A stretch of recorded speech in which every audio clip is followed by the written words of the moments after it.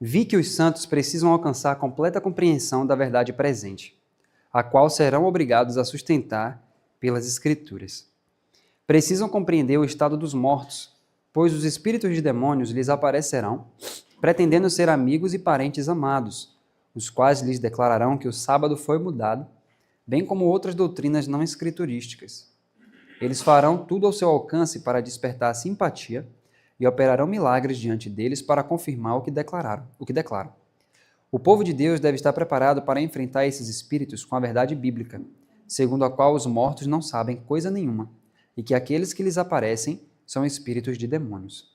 Não deve nossa mente ser absorvida com as coisas ao nosso redor, mas ocupar-se com a verdade presente e o preparo para dar a razão da esperança, de nossa esperança com mansidão e temor. Devemos buscar a sabedoria do alto, a fim de podermos estar firmes nestes dias de erro e engano. Devemos examinar bem o fundamento de nossa esperança, pois teremos de dar a razão dela pelas Escrituras. E aqui mais à frente ela diz: foi-me mostrado um comboio, avançando com a velocidade do relâmpago. O anjo ordenou-me olhar cuidadosamente. Fixei os olhos nesse trem. Parecia que o mundo inteiro ia embarcado nele, que não faltava ninguém. Disse o anjo: eles estão se reunindo em feixes, prontos para serem queimados. Mostrou-me então o chefe do trem, uma pessoa formosa e imponente, para quem todos os passageiros olhavam e a quem reverenciavam. Fiquei perplexa e perguntei ao meu anjo assistente quem era. Disse ele: é Satanás. Ele é o chefe na forma de um anjo de luz. Ele leva cativo o mundo.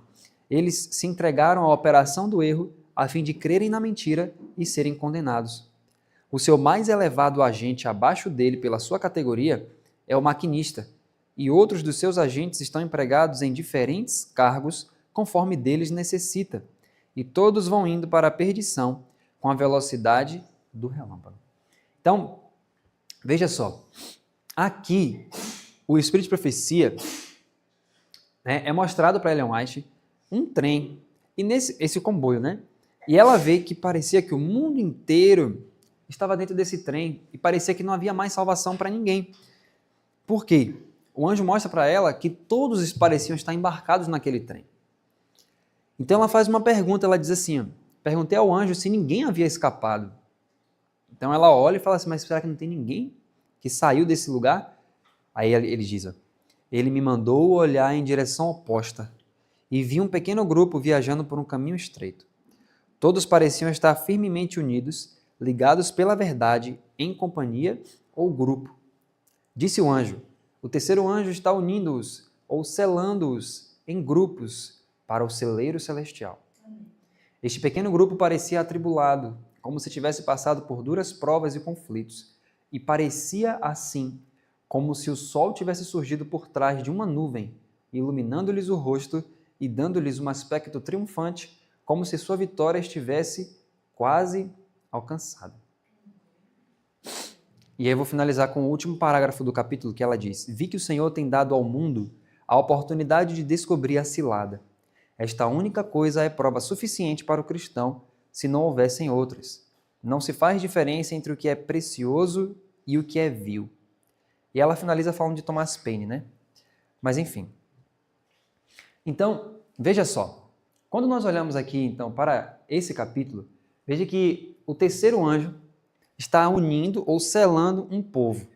Então, a mensagem do terceiro anjo está chegando e está unindo um pequeno grupo. Esse grupo está avançando num caminho estreito e ele está fora do comboio mundial. O que isso tem a ver com isso aqui? Isso aqui é de extrema importância, queridos. Então, amanhã a gente vai falar um pouco mais sobre isso na prática, né, que é a crucifixão do eu. Mas, quando Jesus termina a parábola, ele fala, finalmente, da semente que caiu em boa terra. Mas, vamos voltar um pouquinho aqui para Mateus capítulo 13, que a gente vai ver uns detalhes aqui. E a gente vai perceber a ligação com esse capítulo do livro Primeiros Escritos. Mas vamos ver aqui Mateus capítulo 13, verso 5. Nós vimos ontem. E outra parte caiu em pedregais, onde não havia terra bastante, e logo nasceu, porque não tinha terra funda. Todos lembram o significado disso que a gente viu ontem? Pronto. Agora o verso 7. E outra caiu entre espinhos. E os espinhos cresceram e fizeram o que com a semente? Sufocaram a semente. Verso 8. E outra caiu em boa terra e deu fruto. Um a 100, outro a 60 e outro a 30. Então, queridos, hoje nós vamos tentar, né? Vamos ver se a gente dá para colocar ali, falar justamente sobre esses dois pontos. A semente que cai entre os espinhos e a semente que cai em boa terra. Vamos ler juntos aqui Lucas capítulo 8 agora. Passa aí, por favor, no capítulo 8 de Lucas. Eu vou pedir para alguém ler para a gente o verso 6 até o verso 8, que Jesus vai falar uma coisinha agora aqui a mais. Outra caiu sobre pedra macia, secou-se, pois que não tinha umidade. E outra caiu entre espinhos, crescendo com ela os espinhos a sufocar.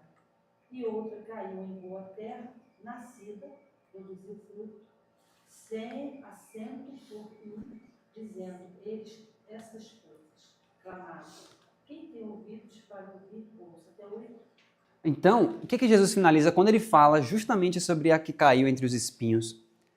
Aqui no Mateus 13 ele fala que foi semeado entre espinhos é o que ouve a palavra, mas o que acontece?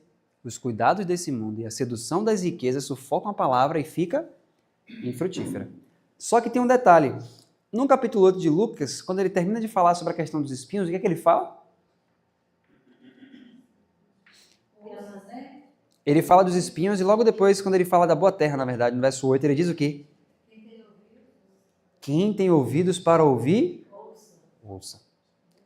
Agora, queridos, nós temos que analisar um detalhe. Veja só. Até então, nós vimos o que aconteceu no primeiro caso, na beira, quando caiu junto ao caminho. E agora ele apresenta, nós vimos sobre o solo rochoso, no pedregal. E agora ele vai mostrar para nós que tem outro problema, que são os espinhos. E nós vamos ver de forma prática, né? O Espírito Profecia vai mostrar para a gente o que seria esse crescer espinhos ali ao redor dela. Veja só, vamos analisar esse detalhe. Ela diz assim, na página 50 do Parábola de Jesus, para quem estiver anotando. A semente do Evangelho cai muitas vezes entre espinhos e ervas daninhas. E se não ocorrer uma transformação moral no coração humano, e se não forem abandonados velhos hábitos e práticas da anterior vida pecaminosa, se não forem expelidos da alma os atributos de Satanás, a colheita de trigo será sufocada. Os espinhos serão a colheita e destruirão o trigo. Vamos começar entendendo isso. Veja, o nosso coração, quando a gente nasce em Adão, o que nós herdamos de Adão? Nós herdamos uma natureza pecaminosa. E como é que essa natureza pecaminosa ela se desdobra em tendências hereditárias? E quando você vai fazendo, você vai praticando essas tendências, elas se tornam tendências cultivadas. Agora veja só. Nosso coração, vocês já viram, por exemplo, quando a Ellen White fala de levar as crianças para a horta, quando fala, né, de ensinar as crianças na natureza, por que a criança ela pode ali mexer na agricultura? O que o pai pode ensinar para ela em relação? Olha que coisa simples, ó. Espinhos e ervas daninhas. Quando a criança começa a puxar ali, né, aquelas ervas daninhas para tirar do solo, o que o pai pode aproveitar naquele momento para ensinar aquela criança ali? Olha o que o Espírito está dizendo. Se não ocorrer uma transformação moral no coração humano, se não forem abandonados velhos hábitos e práticas da anterior vida pecaminosa, se não forem expelidos da alma os atributos de Satanás, a colheita de trigo será sufocada. Cada região tem uma espécie de erva daninha que é a mais terrível assim, né, para muitos agricultores. Mas pergunta, você precisa chegar lá e semear essas ervas daninhas? Quando você planta ali seu alface, sua rúcula, qualquer coisa que você plante, você precisa depois chegar lá, cuidar para nascer erva daninha? Não, você não precisa fazer isso. Mas ela nasce de forma espontânea. Mas quando ela nasce, o que ela vai fazer ali? Querendo ou não, o que ela vai fazer com o seu... Ela vai começar a drenar, a gente chama de drenar os nutrientes, não é isso? Ela começa a drenar os nutrientes. Só que aquilo nasce de forma natural. Você já viu alface brotar do nada em algum lugar? Nossa, comprei uma terra Brota alface espontaneamente. Mas você vê que quando um campo fica abandonado, o que é que nasce ali muitas vezes? Exatamente. Então você não vê um lugar abandonado brotando alface, brotando rúcula, coentro, repolho. Não existe isso. Então, assim como não existe isso, ou seja, para ter uma boa colheita não vem do nada, o que vem do nada, entre aspas, é justamente os espinhos e as ervas daninhas. Então, quando as pessoas vão para a agricultura, elas podem lembrar disso. Olha, essas ervas daninhas que estão nascendo ali, elas crescem sem precisar ninguém chegar lá e cuidar e cultivar delas, crescem de forma espontânea e natural. Assim é os nossos velhos hábitos e práticas da nossa vida pecaminosa. Não precisa ninguém nos ensinar esses hábitos ruins. Não precisa, porque é algo que vai brotando de forma natural de dentro de nós. Mas isso precisa ser arrancado, porque se não for arrancado, a semente do evangelho vai entrar, mas por causa desses velhos hábitos, o que vai acontecer? Esses hábitos vão começar a sufocar a verdade que eu estou conhecendo. Então, se eu tenho, por exemplo, eu tenho um velho hábito de eu como 9 horas da noite e vou dormir 10 horas da noite. O Espírito de Profecia fala que esse é um hábito, o quê? Ela usa uma palavra, quem já viu essa palavra? Pernicioso. Então, mas digamos, você conheceu a mensagem, mas você continua com esses velhos hábitos. O que aconteceu? A semente foi plantada, mas esse velho hábito está fazendo o quê com aquela... Está enssombreando ali. Então, isso, queridos, essas ervas daninhas, elas precisam ser arrancadas do nosso coração. Velhos hábitos precisam ser mudados. Práticas da anterior vida pecaminosa precisam sair, ser expelidas da alma.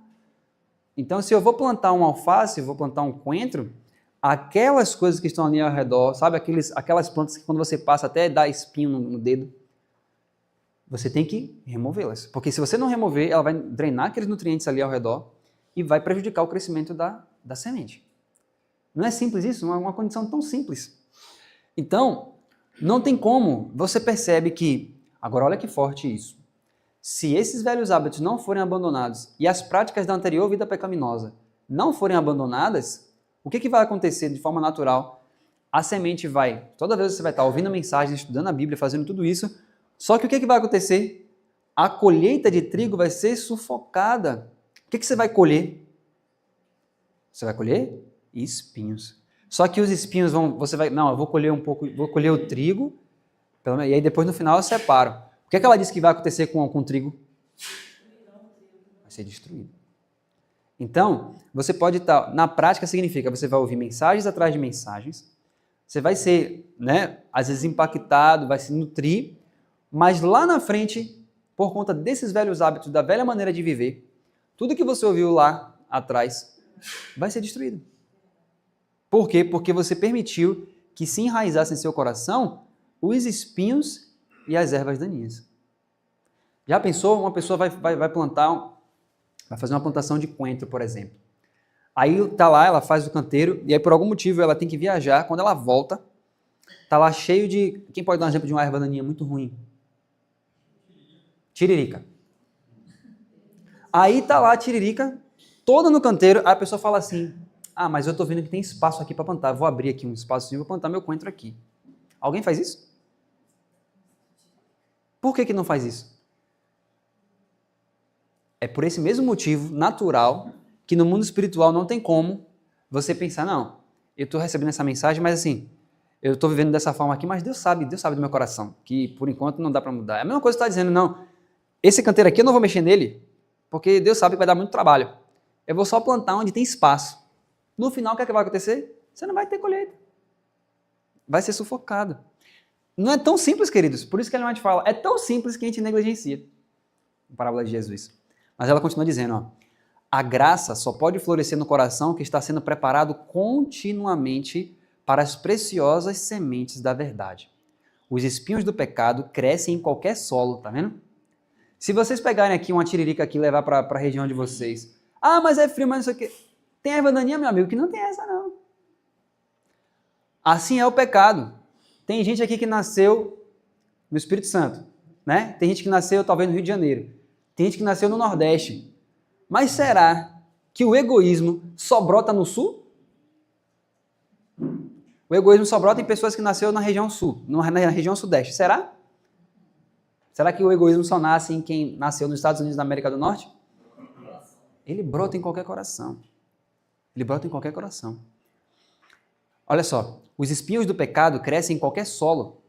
Não precisam de cultivo especial, mas a graça necessita ser cultivada cuidadosamente. Por isso que o Espírito de Profecia fala assim, não existe religião do acaso. Não existe aquela pessoa que está vivendo uma vida normal, do nada está com o caráter de Cristo. Não existe isso, queridos. Não existe. Existe uma pessoa que vive uma vida normal e do nada está com o caráter de Satanás. Isso existe. Por quê? Porque ela não precisa fazer coisas especiais para ter o caráter de Satanás. Aquilo já brota de dentro. Ela só vai dar livre curso àquilo que já está dentro dela. Porque do coração procede. Lembra que Jesus falou? Do coração procede. Então é só fluir. Só deixe. Satanás, ele não quer que você faça a vontade dele. Satanás quer que você faça a sua própria vontade.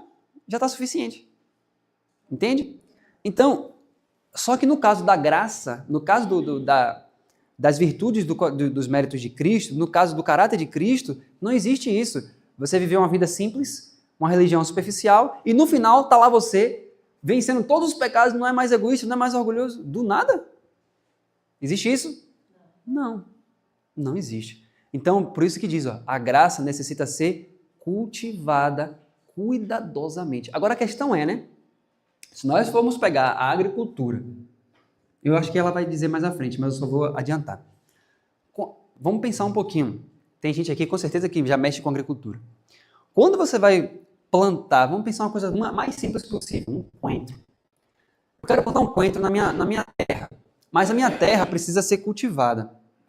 Qual é a primeira coisa que eu preciso fazer? Vamos pensar em um canteiro. Qual é a primeira coisa que eu preciso fazer? Escolhi aqui um pedaço de 1 metro ou 2 metros para fazer o meu canteiro. O que é que eu preciso fazer? Primeira coisa que eu preciso fazer ali. Digamos que já está limpo o local. Afofar a terra. Esse afofar a terra, como é que eu vou fazer esse afofar a terra? Por que a terra precisa ser afofada? Exatamente, a terra está dura. Então, quando você começa a afofar a terra, esse é o primeiro processo. E o Espírito de Profecia fala que sabe o significado espiritual desse afofar a terra? Quem já leu isso? O que significa o afofar a terra? Eu acho que eu botei esse texto aqui, mas se eu não botei, eu vou falar. O Espírito de Profecia fala assim, ó, que esse processo do agricultor de bater, muitas vezes começa no enxadão, né? Ou na picareta. No enxadão. Esse enxadão, né? Quando você bate no chão para poder afofar o solo, mais de 30 centímetros às vezes, como? O que significa no mundo espiritual? Ela fala arrependimento. Ela diz que é assim que você começa a preparação do solo do coração. Então, esse afofar a terra, né, esse começar a sulcar a terra inicial, o Espírito de Profecia fala que no nosso coração é o arrependimento. Então, por isso que em Atos capítulo 5, vamos ler aqui rapidinho, Atos capítulo 5.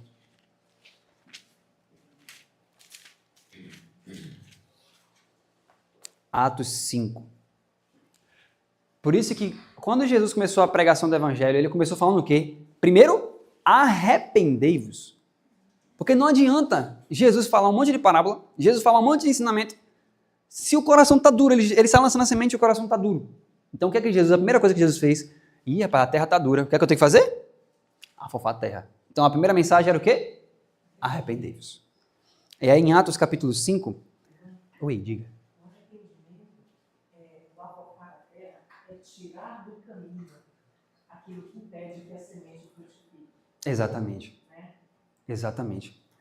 É justamente tirar aquela dureza, e tirar as ervas daninhas. A terra tem que estar aberta, soltinha, fofa, para receber a semente. Então, Jesus faz isso conosco. Ele começa assim. E aí aqui, ó, Atos capítulo 5, aí você pensa, meu Deus, aí você começou a entender que é o arrependimento. Mas eu preciso me arrepender. Como é que faz isso? Olha só, Atos capítulo 5, verso 30 e 31, diz assim, ó, o Deus de nossos pais ressuscitou a Jesus, ao qual vós matastes, suspendendo-o no madeiro. Deus com a sua destra o elevou a príncipe e salvador, para dar a Israel o arrependimento e a remissão dos pecados. Então, o arrependimento, queridos, ele não é algo que eu vou chegar, por exemplo, para um jovem e falar assim, vá se arrepender, rapaz. Toma vergonha, você é cristão. Não. Um jovem não vai sentir desejo de arrependimento, você chegando para ele e falando, vai se converter. O arrependimento, o que está escrito aqui no verso 31? Jesus Cristo foi elevado a príncipe e salvador para fazer o quê, queridos?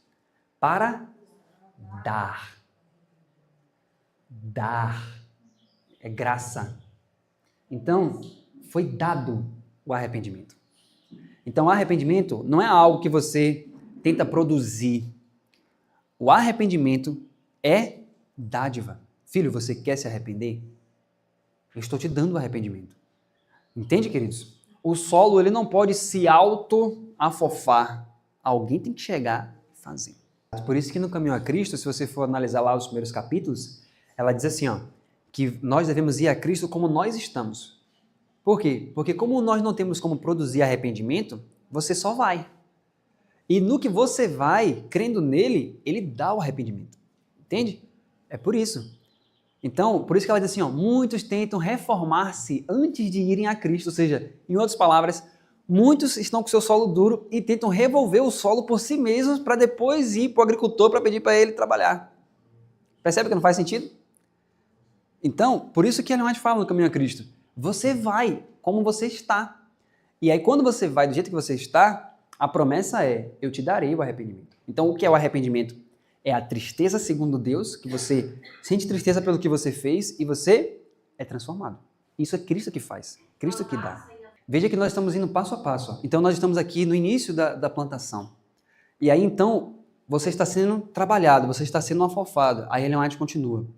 Se o coração não for guardado sob a direção de Deus, se o Espírito Santo não refinar e enobrecer incessantemente o caráter, revelar-se-ão na vida os velhos costumes.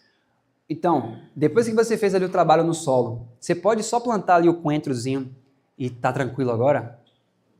Acabou, já tirei todas as ervas daninhas, já foi, agora é só alegria, só esperar aqui que agora é só colheita abundante e farta. É assim? Não. Você fez ali, tirou, você começa a molhar, poucos dias depois, o que está acontecendo? Olha ele lá de novo.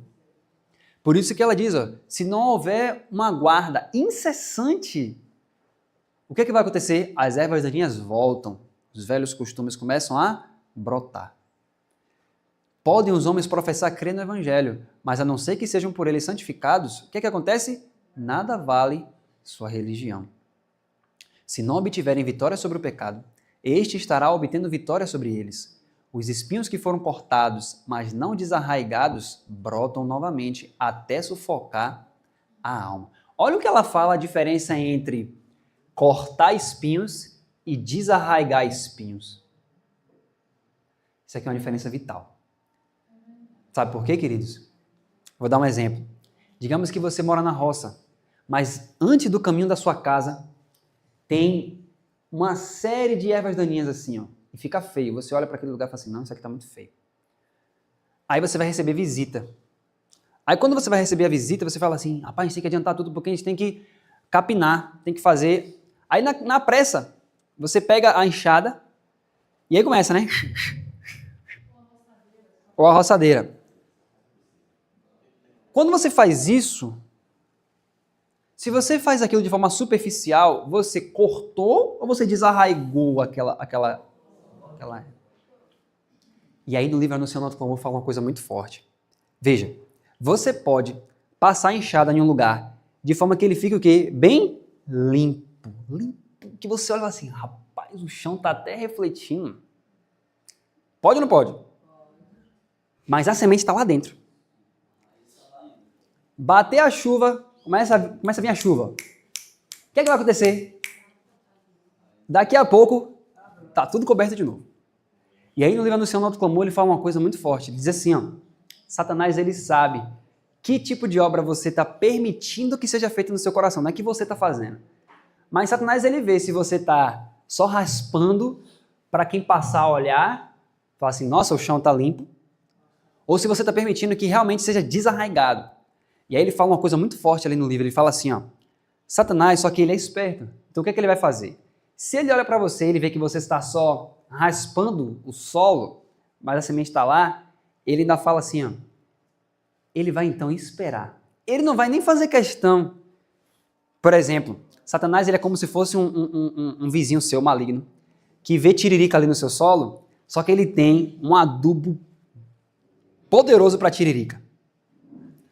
Só que aí ele fica assim, rapaz, sabe? É como se fosse ele é um químico terrível, que descobriu como fazer a tiririca crescer assustadoramente em um dia só. E ele tá lá com a fórmula pronta. E ele não gosta de você. Aí ele passa pelo seu campo, vê a tiririca ali. Ah. Aí depois você vai lá e passa a enxada. Aí ele olha, tá limpo, né? Semana que vem, tá lá de novo brotando. Aí ele vê que você não tá desarraigando, você só tá tirando para que os outros não vejam.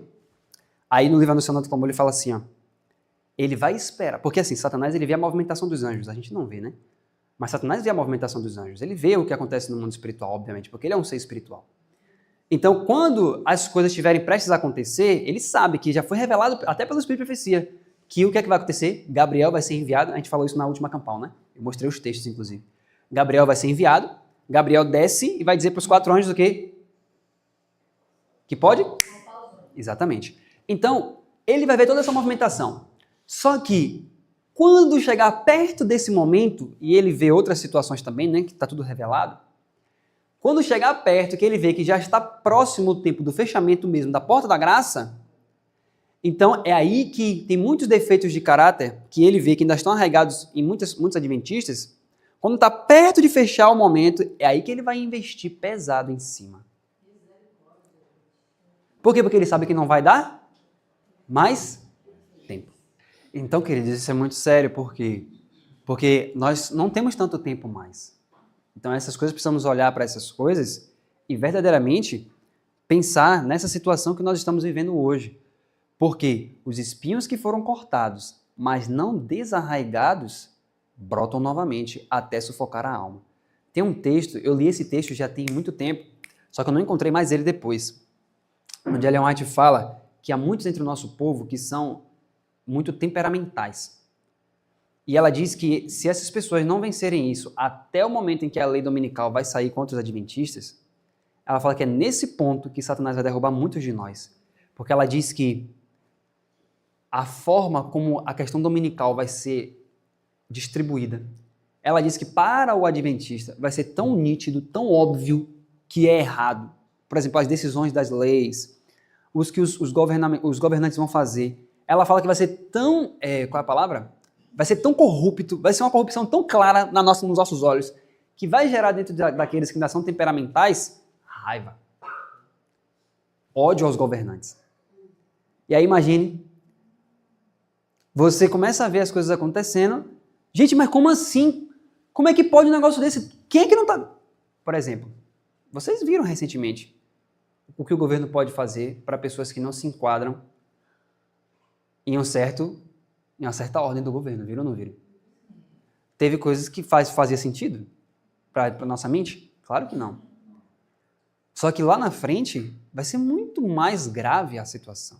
Só que ela fala que vai ser muito claro, vai ser nítido que aquilo ali não respeita a consciência, não respeita um monte de coisa, está contra a Constituição, está contra um monte de coisa. E vai ter gente que vai olhar para aquilo e por estar afetado primariamente, porque vai envolver a questão dominical, é aí que Satanás vai passar a rasteira em muita gente. Porque vai estar vivendo, às vezes, uma reforma de saúde, um monte de coisa, mas quando a coisa começar a apertar, que ele começar a pensar, mas como é que o povo não está enxergando isso?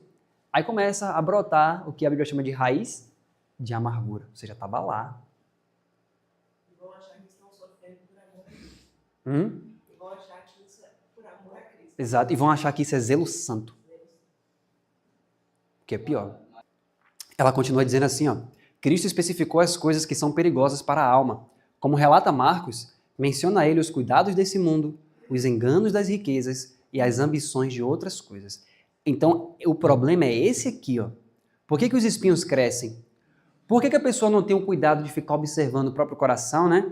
E tirando as ervas daninhas, deixando Cristo fazer? Porque ela está preocupada com o quê? Por exemplo, ela plantou o canteiro de coentro, mas tem tantas outras coisas que ela está se preocupando que aquilo lá fica esquecido.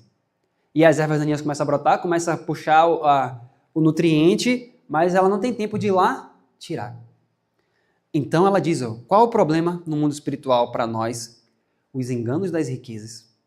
Quantos do nosso povo, queridos, estão aí engajados em conseguir dinheiro, muito dinheiro, em conseguir riquezas?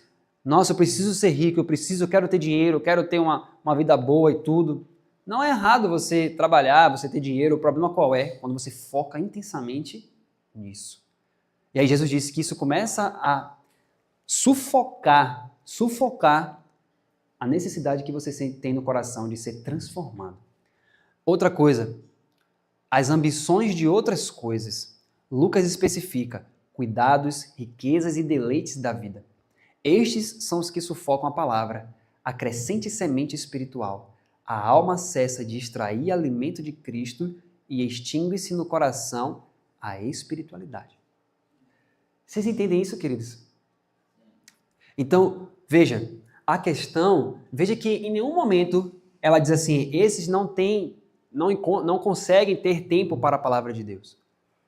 Na verdade, queridos, muitas vezes a gente diz assim, mas como é que a gente consegue então ter tempo, gente? Parece que o dia está voando, eu não consigo ler a palavra, eu não consigo, né?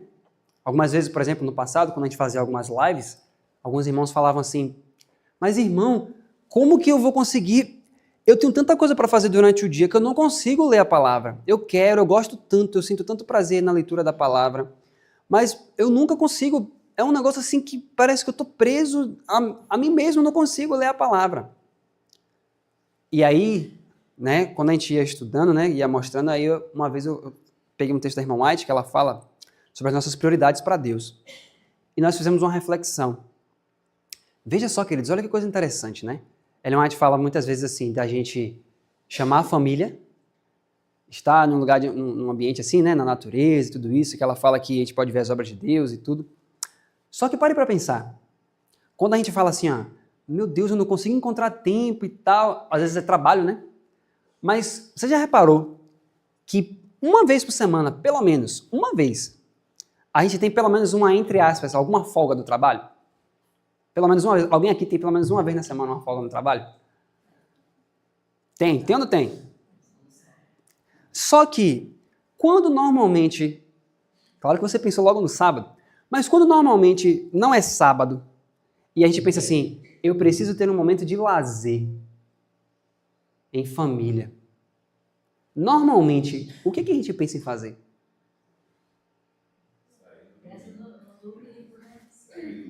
Sair no domingo e ir para onde? Não, bora visitar. Não, minha mente tá...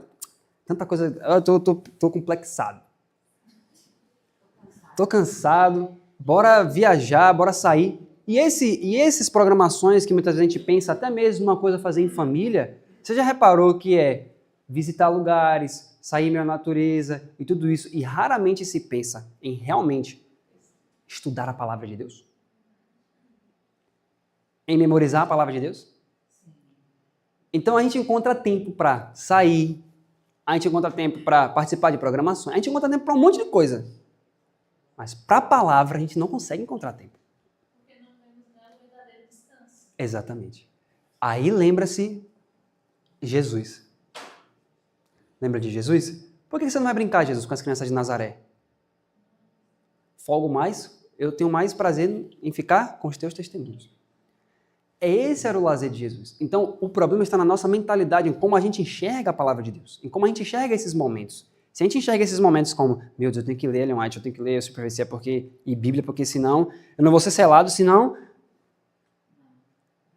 Eu não enxergo isso como uma fonte de prazer, de deleite e de descanso. Mas se você observar no dia a dia, a gente fala assim, nossa, Jesus passava noites inteiras no monte orando. O que é que ele falava? Nossa, como é que Jesus conseguia fazer? Aquele texto de Ellen White, né? Que o orvalho caía, as gotas, né, caíam na noite fria e tal. Mas por quê, queridos? Porque você acha que para Jesus era, nossa, eu sou judeu, se eu não orar, que chatice. Era isso que ele pensava? Não. Aquilo era de onde ele tirava o refrigério. Mas muitas vezes, mesmo a gente não participando de futebol, de filmes, de cinemas, nosso refrigério está em outras fontes que não a palavra. Jesus experimentou refrigério na palavra. Então, quando a gente começar a olhar para a palavra como um refrigério, como uma fonte de força, aí sim você não vai ver um espinho no seu canteiro. Você não vai ver uma erva daninha no seu canteiro do coração. Porque no Desejar de Todas as Nações fala que a palavra, ela destrói a natureza carnal. Destrói. E aí ela diz, aqui embaixo, olha que coisa maravilhosa. Aqui, eu quero finalizar, deixa eu ver quantos minutos, mais ou menos. 5 minutinhos. Eu quero finalizar aqui. Lembra que eu falei para vocês de um capítulo, se vocês puderem, queridos, leiam esse capítulo, chamado As Ciladas de Satanás, que é o capítulo 66 e 67 do Testemunhos para Ministros.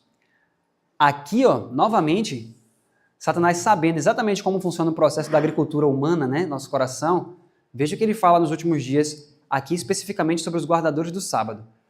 Olha só que coisa, queridos. Ide, fazei com que os donos de terras e de dinheiro se embriaguem com os cuidados dessa vida. Aqui ele está falando de guardadores do sábado. Será que ele sabe que os guardadores do sábado iriam para o campo nos últimos dias? A gente sabe que, infelizmente, essa mensagem é negligenciada, claro. Mas tem povo de Deus indo para o campo? Claro, e você acha que esses não seriam um objeto especial da ira de Satanás também? E de fazer com que eles se embriaguem com os cuidados dessa vida. Aí ele diz, apresentai o mundo diante deles em sua mais atraente luz, que acumulem seu tesouro aqui e fixem sua atenção sobre as coisas terrenas. Devemos fazer o máximo para evitar que os que trabalham na causa de Deus obtenham meios para usar contra nós. Conservai o dinheiro em nossas próprias fileiras. Então, duas causas aqui. Satanás, ele quer que as pessoas tenham o mundo diante deles na sua mais atraente luz e que acumulem seu tesouro aqui. Então, ele leva a pessoa a querer acumular cada vez mais dinheiro, mas não para colocar na causa de Deus, mas para gastar com seus próprios prazeres. E aí diz, e outra coisa, conservar esse dinheiro em nossas próprias fileiras, ou seja, entre as causas do próprio Satanás, não para ajudar a causa de Deus. Quanto mais dinheiro eles obtiverem, tanto mais prejudicarão o nosso reino, tirando de nós os nossos súditos. Fazei com que se preocupem mais com o dinheiro do que com a edificação do reino de Cristo e a disseminação das verdades que odiamos. E não precisamos temer-lhes a influência, pois sabemos que toda pessoa egoísta e cobiçosa cairá em nosso poder e finalmente se separará do povo de Deus. Ele está falando isso aqui para quem é dono de terras e de dinheiro. Você pode não ter muito dinheiro, mas já pode ter uma terrinha. Você pode não ter terra, mas você tem dinheiro. Então, Satanás, ele vai trabalhar das duas formas. Então, queridos, veja que se você for uma pessoa egoísta e cobiçosa, é uma tiririca aqui e outra ali. No final, o que vai acontecer? Você vai cair no poder de Satanás. E, finalmente, você vai permanecer entre o povo de Deus mesmo assim? Não, queridos. Não. Porque as circunstâncias vão te levar a escolher um lado ou outro. Você lembra que em Lucas 14, Jesus fala assim, que havia um homem que ele tinha tanta coisa armazenada. Era um homem da terra. Ele tinha um monte de coisa armazenada. Aí quando ele viu que não ia dar, que ele ia colher mais e a coisa ia para frente, o que é que ele pensou? Vou derrubar esse aqui, vou construir. Aí Jesus diz assim, louco. Ou seja, ele não consultou o Senhor para saber, Senhor, é isso que o Senhor quer? Essa é a sua vontade? Não, ele pensou na prosperidade dele, do avanço dele próprio. Ele não perguntou, Senhor, isso aqui vai ser realmente para a sua honra? Isso aqui vai ser para a sua glória? Aí ele pensou, não, bora aumentar, o negócio é ir para frente. E aí Jesus diz assim, louco, esta noite te pedirão a tua alma. Então, a alma dele ia entrar em demanda naquele dia. E o que ele ia poder dar? Entende? Então, muitas vezes a gente olha, nossa, tá tudo prosperando, é sinal de sucesso, sinal de bênção, é Deus que está na frente, mas você está consultando realmente o Senhor? Aquilo está glorificando o Senhor? Eu quero finalizar falando de um detalhe, né? Alguém já leu a série Testemunhos para a Igreja? Maravilha. Vocês vão lembrar dessa história? Testemunhos para Ministros, a partir da página 473, capítulo 66. Queridos, sobre essa questão, né, de riquezas e tudo isso, como é enganador, né, como é enganoso isso. Se vocês estiverem lendo Testemunhos para a Igreja, vocês vão se deparar com uma história de uma mulher. Vocês vão ver lá que aquela mulher era uma mulher cristã, era uma mulher que se preocupava com o próximo. E ela olhava, por exemplo, ela queria sempre ajudar as pessoas. Olha o que é o egoísmo, preste atenção nisso. A pessoa estava ali, né, ela não tinha muitos recursos, mas ela sempre queria ajudar o próximo. E ela via pessoas que tinham mais condições, que tinham dinheiro, e ela se perguntava, meu Deus do céu, mas se eu tivesse todo esse dinheiro, eu ia ajudar tantas pessoas. Se eu tivesse condição de fulano, irmão Beltrano, irmão Ciclano, por que essas pessoas não ajudam, gente? E ela ficava indignada. Porque ela não tinha dinheiro e via irmãos que tinham dinheiro, mas na mente dela, aqueles irmãos não ajudavam porque eram egoístas. E lembra, queridos, que a gente viu lá no início da parábola, que quando você começa a enxergar demais tantos defeitos no outro, isso é um sinal de quê? Que seu coração está endurecido. E a pessoa ficava refletindo o tempo todo, mas como é que pode, não sei o quê? Aí você vai ver testemunho para a igreja que Cristo, então, fez o quê? Cristo fez uma reunião entre os anjos, colocou o caso dessa mulher e disse o seguinte, olha, vamos então dar dinheiro a ela. Vamos deixar ela prosperar. Quando a mulher prosperou, ela ficou igualzinho aos outros que ela condenava. Então, queridos, veja só, essa parábola do semeador, vocês veem quanta profundidade, se a gente começar a viver, de fato, iniciar por essa parábola, você percebe o que avanço a gente faz no reino de Cristo? Que Deus nos ajude, né? Que a gente faça isso em nome de Jesus. Então, eu vou finalizar com esse aqui e a gente se ajoelha para orar. Ele diz assim, ó, temos de causar lutas e divisões, temos de destruir a ansiedade deles por sua própria alma e levá-los à crítica, como aquela mulher fazia, né? A crítica, aos juízos temerários, ou seja, você coloca um juiz em cima do irmão com a sua própria medida, acusando e condenando-se uns aos outros, a idolatrar o egoísmo e a inimizade. Por causa desses pecados, Deus baniu-nos de sua presença, e todos quantos seguirem nosso exemplo terão sorte idêntica. Isso é muito forte, queridos. Muito forte. Mas que em nome de Jesus Cristo aconteça em nós o que nós vamos ler amanhã, que é aqueles que estarão frutificando a 30, 60 e 100 por um. E amanhã a gente vai entender por que isso, porque uns frutificam a 30, outros a 60 e outros a 100. Mas que tudo isso aqui, ó, toda essa reunião que Satanás fez com os demônios sobre os guardadores do sábado, em nossa vida não encontre eco, em nome de Jesus. Vamos fazer a oração então? Oremos.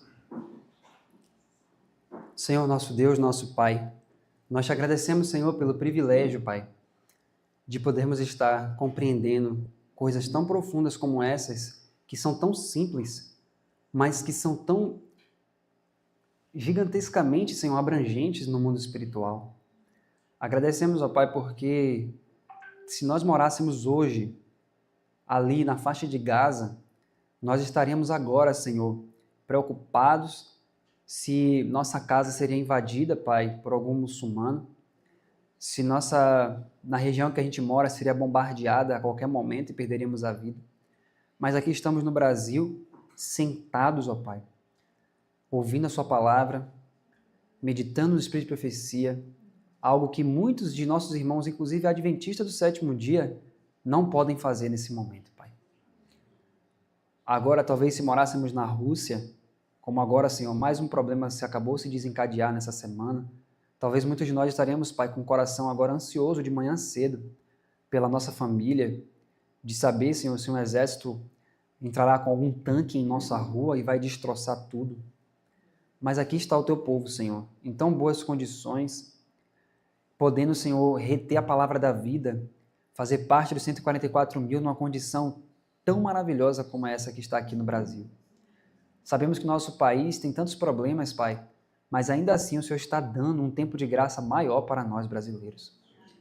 Nos ajude, Senhor, a comer a Tua palavra e o Teu Espírito de Profecia, os Teus testemunhos, Senhor, para que quando chegar aquele tempo de não termos mais nem tempo, Pai, para poder estar sentado dentro de casa para ler, quando Ellen White fala em eventos finais, que a palavra escrita vai ser tirada de nós, que nós já estejamos tão cheios, Pai, em nossa própria mente, que nós possamos, ó Pai, recitar de cabeça, Senhor, relembrar, Senhor, gigantescamente dos textos, pela comunhão que nós entretivemos com o Senhor, enquanto havíamos esse tempo de graça, como estamos tendo hoje, Pai. Senhor, que não haja servos teus que estão aqui nesse congresso, que lá na frente serão passados por alto pelo anjo do selamento. Que em nome de Jesus, Senhor, possamos, quando o Gabriel passar em cada lar, que ele encontre uma testa pronta para receber o sinete do Deus vivo, Pai amado. Que não seja mais um congresso, Senhor, que a gente está fazendo, que a gente está participando, que a gente está ouvindo, a gente vai voltar para casa, 2 dias depois esqueceu tudo. Mas que em nome de Jesus, Senhor, que a reverberação que aconteceu em nosso coração aqui nesse lugar encontre eco por toda a eternidade, Senhor. Essas bênçãos nós te clamamos e te agradecemos no nome do nosso Senhor e Salvador Jesus Cristo. Amém, Senhor.